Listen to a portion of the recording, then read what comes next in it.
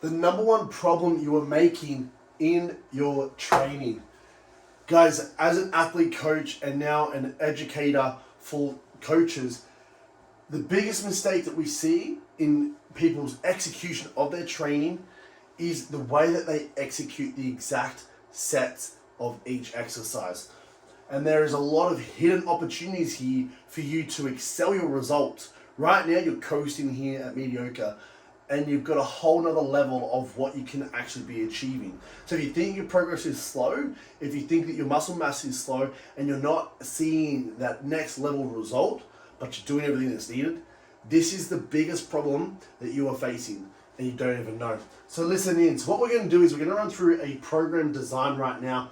Okay, this is going to be a little made up variation of typical program designs and the execution that I see. So program one. So we're going to use, for example, legs as an example because most people hate legs. So most programs will see a very simple setup. We might see a pre-fatigue method like this. So a leg extension coming in.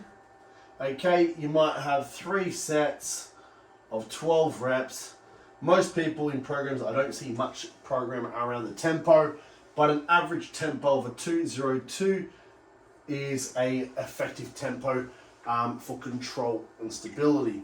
Now, what we would typically see is we'd see a leg extension like this prior to a bigger movement, such as a hack squat or a squat or a leg press or something of that kind of variation. Here, we're going to go 3 by 8, being more of a compound movement. And again, because most people don't program much into the tempo, we're going to go at 202, as though we're going to focus more on a compound strength related exercise, so more neural adapted. Okay, so here, this is a basic, again, this is just to give you guys some context and example. So this is what we typically would see in a program from most coaches or from most people that are executing the current training programs. There's typically a system like this where they have a certain exercise by a certain rep range and no tempos are really featured, but typically they're going to be executing a control movement of a 202 here or there. Now, we're going to write up exactly what we see. So most people will enter the gym. The number one thing we see is people don't do a warm-up. So this is their warm-up before they hit their big movements, which is like more of a pre-fatigue method, okay? Or as people will call it, is a warm-up. Now, what happens is as an individual, you walk into the gym and you're sitting onto the leg extension to start your first sort of set. Most people, this is where they go wrong, is they jump in and they are going to straight away put it on a weight that they feel somewhat comfortable with.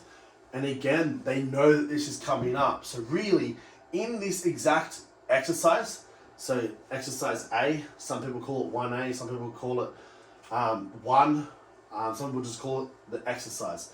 However you label it in your program, that is completely up to you. But in this exercise, they know that this is going to be a very hard set and exercise that they need to execute where they want to try and favor their strength to. So most of the time in programming, people do not execute the first warm-up, pre-fatigue, or even the first exercise, and they realize that, hey, they might have 5 exercises. They're going to want to try and save themselves some energy to get to the end of the program. That is the number one thing that is wrong here. You don't want to be saving energy. Now, when people jump onto the leg extension to start, we're going to use a male for an example, okay, to give a bit more context. So typically I would see someone jump on, they might be sort of a beginner to intermediate experience.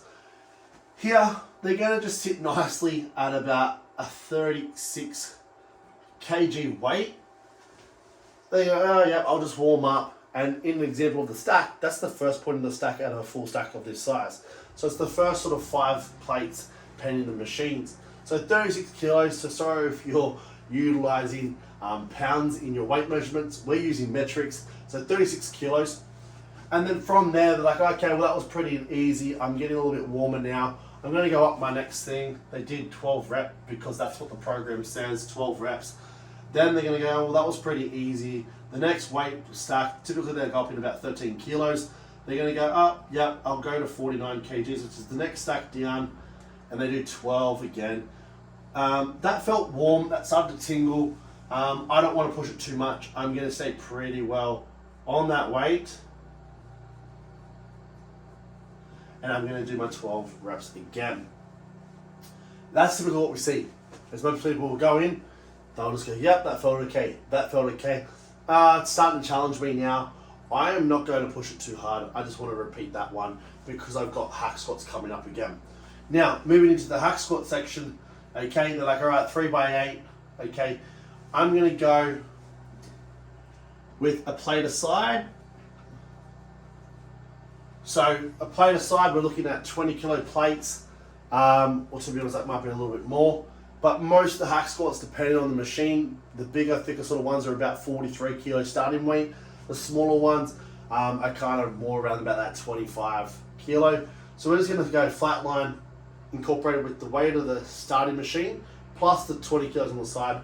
We're just going to say it's 60 kilos, okay?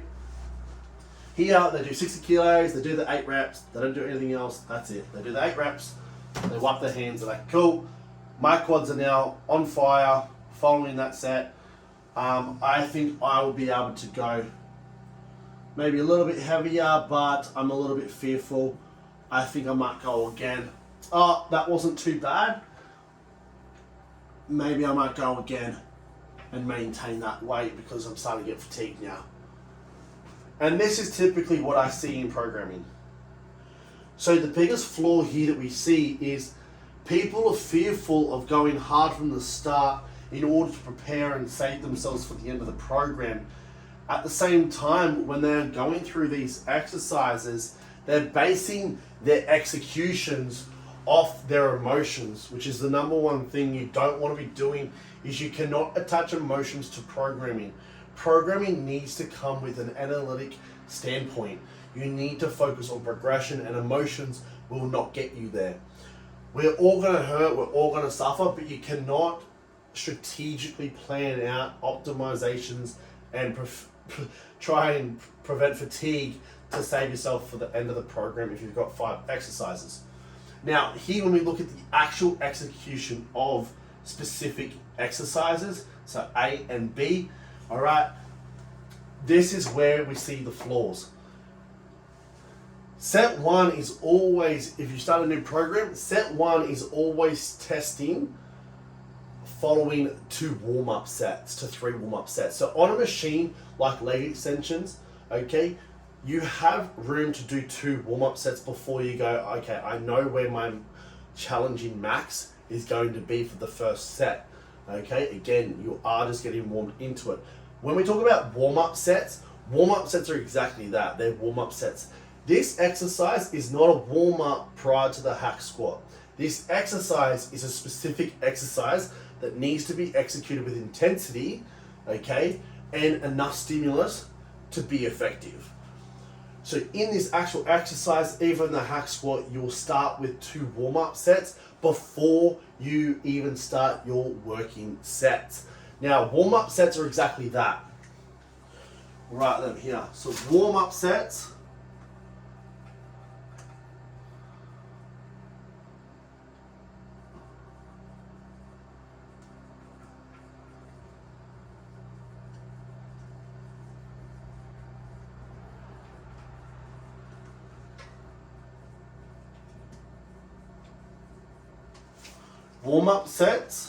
is exactly warming up.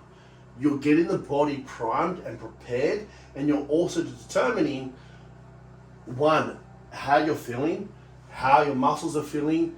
Some days you walk into the gym and you've got it. Some days you're super strong, other days you're a little bit more lethargic, other days you might be dehydrated, or you've worked a full day out on the tools or something like this, and you don't have the same energy reserve like you did last week. So the warm-up sets are going to determine and warm and premeditate yourself for the working sets ahead of you. So if you start a new program, the warm-up sets are going to help you indicate where your range of tolerance is. Now, set 1 is testing on a new program. So if you're starting the program, this is your very first session of your very first week. Set 1 is testing out exactly where your new PB or your new top set might be. Now, when we say top top set is the best performance set, so the highest weight load stimulus being applied for the effective rep range. Now, in this zone, we work between what we call a 1 to 2.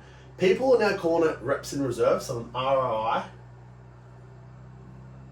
I've always just applied a 2-rep rule either side.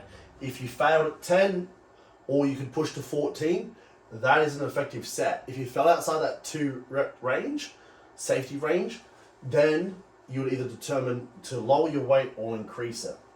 Okay? So the first working set is where you're determining what's your top working set in the bracket of the desired rep target. So 12 reps is your desired rep, but if you're doing your first working set and you know there's more in the tank and you can hit 14 and potentially fail, or if there's more beyond that, then you go, well, that was way too easy. Set 2 and 3, I have a lot more in the tank, so let's increase that load and let's really push hard here. If you're doing your first working set and you're failing in this zone, that isn't an effective set. Now the progression from, if you're in this zone, the progression from set 1 to set 2 should be upwards. It should never ever stay the same. Now, why would it never stay the same? So like I said, set 1 is determining your top working set. Okay, it's setting up the foundation for sets 2 and 3. As you begin going into week 2, week 3, week 4 of this program, you will already have an idea of what set 1 needs to be. So, in the leg extension, if we're going into week 2, week 3, we would already know that our best working set in the last week's program was 49 kilos. So into week 2, our first working set will be the PR, so the personal PB, personal best of the last week's program. Okay, so that means the 49 kilo is now our first working set. But in this current block, if we hit the 36, this is going on the new first week of the program. If in the first working week, the 36 was in the desired rep range here and hit the targets, it should never stay the same into set 2. All right, and you should definitely be progressing and aiming to increase your weight. Why is this important? Set 2 is where we see neuromuscular innervation. Neuromuscular innervation is the process of where the central nervous system is premeditating in preparation for injury. So the central nervous system is kicking up and it is what we call compensating to the threshold, being the weight, the load, and the intensity you pushed in set 1. Our central nervous system is very smart, so it is turning on, it is preparing yourself in case you fail or come close to injury, and also to prepare and handle the weight. Now, if you're training hard and you've pushed hard in the past, you'll determine this and you'll know this, because if you've ever done a top set on set 1, you're like, that was a push, but then you do the exact same weight again into your second set, you go, that felt easier. That's neuromuscular innervation working for you. So, if this is ever in the range, always progress. If it's outside the range, so for example, you failed at, 8, 10, 6, then you would have to lower it. But never ever have I seen someone push it that hard on a set 1 where they failed less than the target range. Okay? They're always going below their actual potential. Okay? No one ever pushes beyond that potential. Everyone sits below the line, not above the line. So I should always be looking at an increase into set 2. Now, week 2, week 3 of this program, you'll have the personal best from the last week's program as set 1. Now, this is where your new PB for the second week, the third week, and the fourth week will and should be achieved. There should be new PBs being executed every week, and this is what we class as progressive overload. So this PB will be hit because you've hit the prior week's PB in set 1, And the neuromuscular innervation is kicking in to help you out here. And that's where you're applying 2.5 kilos, 5 kilos, 10 kilos, whatever you can handle based off your analysis. Another way you can analyze, your performance is looking at perceived exertion rate. How hard out of 10 did I work in set 1? 10, 9, 8. Most people are going to be 5 to 6. So you should be able to increase this load quite a lot. Now, if you're working off the last week's PB, you're probably going to be sitting around a 7 to 8 perceived exertion rate. So how hard you're working, how much intensity was applied in set 1. This is where you're going to push number 10. 10 on that Richter scale, okay? So this is where you're going to increase the weight. You can look at a 10 to even upwards of a 20% weight increase into set 2. Moving forward into set 3, this is where fatigue will come in on this specific movement and movements following.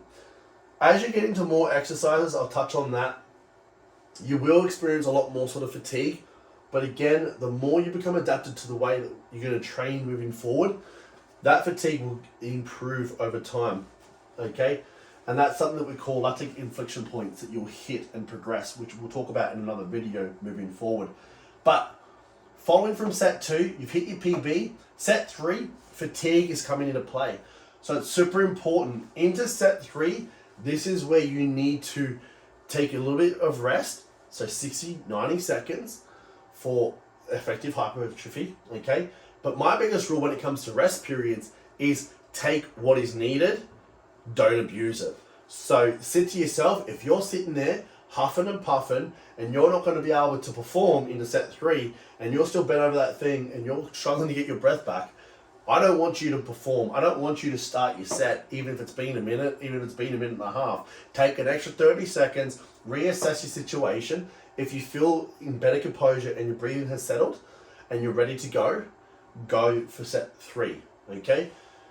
There is no benefit unless you're doing a metabolic adaptation specific style training, which your coach should advise, where you would need to keep those rest periods shorter, okay, like 20, 30 seconds, okay, where it's more endurance based, where you're pumping it out, okay? But when we're looking at more so progressive styles, all right, and specific hypertrophy based training, your number one goal in programming is progression and performance. You can't perform it if you're gassed. So rest periods, 90 seconds, in my experience, is where most people will get the most benefit and typically feel refreshed. Again, you don't want to be leaving the rest so long that you feel like you've just started the session again. You still need to have that level of fatigue, but enough where you can still get a good set out. And that's what you need to look at. Okay? So set 3, where that fatigue's coming in, you've had that about 90-second rest period. This is where you're going to go again, and you're going to try and maintain. Now, where I would say to try and maintain, if you failed on your PB at exactly the rep range, 12, then you'll be able to maintain into set 3. If on this PB of set 2, you failed on the 2 rep side of it, so 10 at 10 reps, that is where you're on the bottom level of your threshold. So I would look at dropping the weight approximately 5%, okay? You don't want to be progressing yourself too much, but you can just drop it down slightly in order to, again, get this one back into its threshold again. Because if you go again and you're already on the bottom of your threshold target of your reps, most likely with the fatigue that you're already experiencing, you're going to fall outside that bracket and therefore enter into like 8, 7, 6 rep marks. So this is where it's super important that we look at where we're gauging our performance at, our perceived exertion rate, okay, how hard do we work? Was there more in that we could have worked? And then deciding, well, are we in our range, outside our range, and with the fatigue that we're experiencing, can we maintain the weight? Can we push again? That's the best ideal situation. Pushing again and trying to maintain in the thresholds of the reps, or reducing by 5% and hitting that rep target of the 10, 12 to 14 rep range, okay? And this is how you need to be setting up your sets. Now, every week from here, that's where you're going to get better and better and better in terms of progression, because if you track your progress, again, number one problem is people don't track. So they don't know what they're doing, and they always base off emotion when they come to training programs. So into week 2, you'll have all of the data from week 1 of what you experienced. Week 2, you'll always get super compensation effects. Week 3 will be the same. Week 4, 5 to 6, you might, again, it comes down to each person's dietary intakes, supplementation protocols, and lifestyle factors, whether stresses and fatigue levels will be more impacted around week 4, or they can prolong to about week 6. That's a whole different discussion. But supercompensation is the process where the body will pull itself back out of recovery and compensate to the level of threshold that you've just worked at, and now can handle that threshold. So that's why in the next week, you're able to continually progress. And that's why tracking your workouts and doing the system like this, where we're actually setting up the sets in line with the body's responses and its compensations effect to best maximize our performance and total overall loading. So really quick example, right? This is why it's super important. If you continue to hit 60, 60, 60, or we use the top one like we've been utilizing there, all right, let's just make that easy.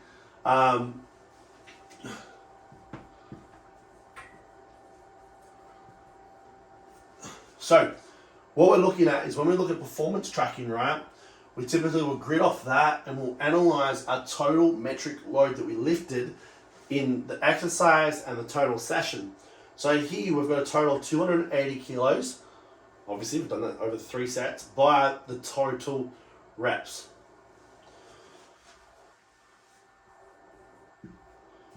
Now, I don't have my calculator on me. I'm not going to do the maths, but you'll be looking at, 3.6 ton.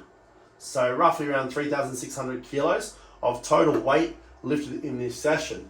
However, if I make this nice and easy for myself and we did, 60 and then the other sets were 100,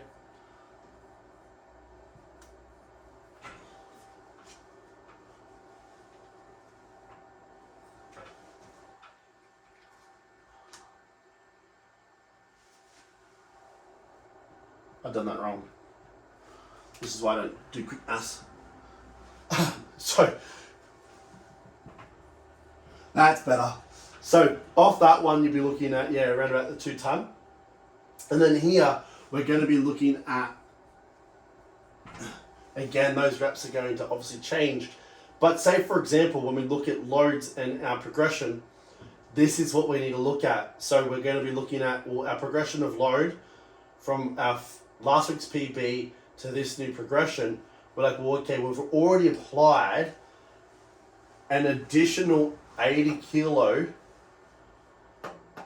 multiplied by the total reps achieved. Okay, so you're going to get that difference. So, let's say, for example, this was around about 2.4 ton. This is around about the 3.6 ton. So 3,600 kilos, 2,400 kilos. Again, I don't have my calculator, but that's quick maths. Done stupidly. And already you can see here, if that is a correct analysis, you'll be looking at 1.2 ton difference in total weight lifted by doing the setup correctly of your sets. So this is where people are missing out on opportunities. They might think it's not much here, but when you look at the difference, if you do 1,000 kilo over every exercise of progression, just by changing this, you've got 5 exercises, you've changed your total load capacity by 5,000 kilograms. Imagine what your physique could be doing under that kind of load over continual progression measures. You're losing out on potential, people, and this load mechanisms is why you have to do so much excessive volume and so many days of training, because you're not executing hard enough within the specific days. And this is where you're not getting your results, is because you're leaving things out of the table on both your intensity, your total metric loading, and your performance. So guys, hopefully this helps you with your training moving forward. But this is the number one issue that I see when working with clientele and their progression in their training. So guys, give this a new attempt. Try it in your training program. Track your data, log it out, whether you do it in your notes, in an app or something. But you need to set it up more effectively and go hard or go home in your training. Give it a bit more heart, give it a bit more intensity, and I guarantee you won't need any more quick fixes. You'll get a lot more results and you'll grow significant amounts of muscle and strength to get your desired look and obviously results. So guys, if you like this video, again, there is a lot to it. There's a lot of terminology that might throw a lot of people out. Again, we've been doing this for years, so everyone on this channel has different levels of understanding progressions. But guys, if you need help with the training programs, if you need help with being coached, please inquire with us, visit our website. But if you liked the video and you liked the concepts, please like and share and comment your thoughts below.